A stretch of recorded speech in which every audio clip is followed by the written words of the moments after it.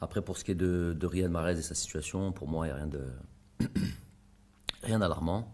Bon, déjà, si on regarde un petit peu le nombre de matchs qu'il a pu jouer ces derniers temps avec son club, ça a été les matchs sont assez conséquents. Il a joué quasiment tous les matchs. C'est vrai on attendait tous cette rencontre contre Liverpool. C'est un match voilà, entre les deux grosses, en tout cas parmi les grosses cylindrées de ce championnat anglais. On aurait voulu voir, évidemment, comme d'habitude, Riyad jouer, performer sur ce genre d'opposition. Malheureusement, voilà, c'est aussi les aléas du métier, notamment du métier de joueur. Faire face à ce genre de situation, rester fort, ne pas non plus dramatiser. Même si évidemment Riyad c'est un amoureux du football, il aurait aimé jouer ce genre de rencontre.